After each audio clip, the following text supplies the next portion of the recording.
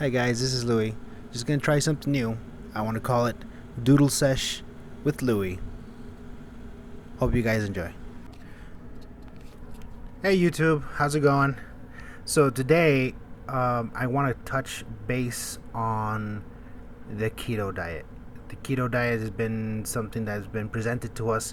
The doctor basically told us that we need to get into a low carb diet. And of course, when the doctor says you need to go into a low carb diet, then first thing you do is go onto the internet and do your research, of course, right? I mean, who doesn't, right? Upon my research, I come across the keto diet, and I started doing a little bit more investigation on what the keto diet is and how it works. There's some misconceptions there about the keto diet, and so today I want to talk about the 10 important facts that everyone should know about the keto diet. The number one is that not all fat is good fat. It doesn't mean that this keto diet, we can just go in and fill our plate with bacon and butter. Essentially, we can't. I know the keto diet restricts us from having, cake and sweets and drinking sodas and eating fast food and stuff like that. However, when the diet explains, or when it's required for us to eat fats, they're talking about food like avocados, eggs, nuts, butter, cream, and another high-fat dairy is not included in that list. Number two, it isn't a high-protein diet. It doesn't mean that you have to stock up on protein and fill yourself with protein for majority of the day. It's essentially what it is. You're supposed to keep 20% of your calories from protein, and 75% of your calories should be from fat. Now, remember what I said earlier, it's not from just bacon and coconut oil. It's from good fats, so keep that in mind. And of course, is the other percentage, the other 5% should be everything else, like carbohydrate. Number three, with the keto diet, you'll probably lose a lot of weight at first, so keep in mind that the keto diet isn't proven to be a long-term option. I know there's a lot of you out there that have been on the keto diet for years, and it's resulted for you, and you guys feel great, and you guys are doing the best. But then again, there are people who cannot do the keto diet. Their body does not handle it. I mean, everybody is different, right? And so some people try the keto diet, they lost a lot of weight at first, but then they stagnated or started feeling sick, or they just couldn't handle it. Their body required of other nutrients. Which brings me to another point. This is a little side note from the list. Something that I came across is the keto flu. My wife has been on a restricted diet for the past week and a half. And it isn't exactly keto. It's preparation for the gastric sleeve that she's going to receive next week. However, her body is essentially going into ketosis, and 2 days ago she was in a pretty bad state. She was having digestive problems, she was having headaches, she was achy, she was miserable during that time. And I was reading up that she was possibly going through the keto flu. And after you've gone through the keto flu, you essentially start feeling a lot better. You start feeling a lot more energetic because your body has now entered into ketosis.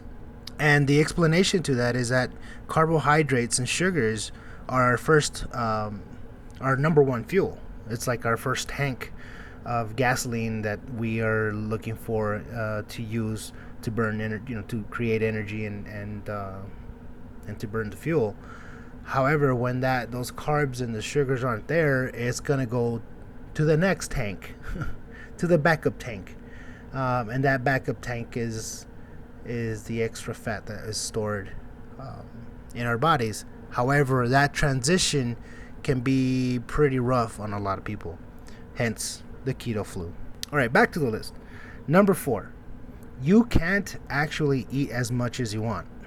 A keto diet won't work if you still eat too much of the wrong foods. I've heard a lot of people, I'm a keto, I can eat bacon all day. Well, like they say, too much of a good thing could be bad. So just keep that in mind. You can't willy-nilly just go and hork yourself with coconut butter. You shouldn't fast on the keto right away. Number 5. You shouldn't try, if you guys are contemplating on doing the keto diet, take it easy. Don't jump in head first and say, I'm going to go intermittent fasting, 4 hours windows of eating and 20 hours of non-eating. That's pretty hardcore. I mean, I've tried intermittent fasting. It works. It takes discipline. However, I was doing the 16-8, I believe. For some reason, those 8 hours were precious to me. So again, when you start out, if you guys are thinking of starting off and doing the keto diet, just take it easy. Do your research. You're allowed to drink alcohol. You can drink booze if it's low carb. Again, all in good measure, all in good quantity. If you drink too much booze, then you start having problems with your liver, you start having problems with water absorption, dehydration, so on and so forth. Number 7, you don't have to stop exercising on keto. If you are a person that likes to exercise and has heard that going on the keto diet is going to restrict you from exercising, there is certain truth to that. You just can't do this rigorous exercising anymore. Just change the way that the exercise is done. Keto isn't the best weight loss diet for everyone. The keto diet, again, like I said, you're going to go through a keto flu, the switch from tank 1 to tank 2, like we spoke earlier, and it's going to wreak havoc. You're going to be in a fog, you're going to be frustrated, you're going to just feel down, you're not going to want to do anything. And just some people can't tolerate that. Their life is so busy, it requires attention the whole time, and so if you can't afford to do that, then the keto diet is probably not for you. Number 9, keto forces your body to be in a state of ketosis. When your body is in a state of ketosis, it burns the fat. Like I said, it goes into the secondary fuel source, which is fat, as a primary energy source instead of carbs. So that's why you have to eat more fat and fewer carbs at this point. So that way your body is still receiving the energy it needs. And number 10, a lot of people think that the diet isn't dangerous. And again, like anything else, if you abuse a certain method, if you consume too much of a good thing, it could be bad. And I think the number one thing for I think any diet is hydration. Stay very hydrated. We live in the Southwest. Heat is just one of those constant battles since the first thing in the morning. I mean, I end up drinking like 3 or 4 liters of water a day just because it's so hot, and just to stay focused, I need to drink all this water. And that's basically what I have for the ketosis diet. So if you guys know more, or if you don't agree, or if you do agree, leave your comments down below. I'd like to know. I'd like to hear more about what you guys think.